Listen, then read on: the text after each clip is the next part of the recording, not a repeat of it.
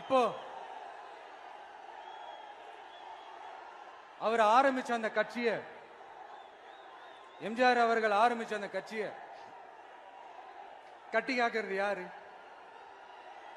இன்னைக்கு அந்த கட்சி எப்படி இருக்குது? அதை நான் சொல்லிதான் உங்களுக்கு தெரியணுமா? அப்பாவி தொண்டர்கள் அதை வெளியில சொல்ல முடியாம வேதனையில தவிக்கிறாங்க. 2026 சட்டமன்ற தேர்தலில் யாருக்கு ஓட்டு போடணும், எப்படிப்பட்ட ஆட்சி இங்க அமையணும்னு அந்த அப்பழுக்கற்ற அந்த தொண்டர்களுக்கும் ரொம்ப நல்லாவே தெரியும். அதனால என்ன வேஷம் போட்டுக்கிட்டு பாஜக இங்க தமிழ்நாட்டுக்குள்ள வந்தாலும் அவங்க வித்தை எல்லாம் இங்க வேலைக்கே ஆகாது. இப்படி பொருந்தா கூட்டணியா இந்த பாஜக கூட்டணி இருக்கிறதுனால இப்ப ஆட்சியில இருக்கிற இந்த வெற்றி விளம்பர மாடல் திமுக என்ன செய்துன்னு தெரியும்ல? பாஜகவோட உள்ளுக்குள்ள ஒரு உறவை ஒண்ணு வச்சுக்கிட்டு வெளியில எதிர்க்கிற மாதிரி ஒரு டிராமா ஒண்ணு பண்ணிக்கிட்டு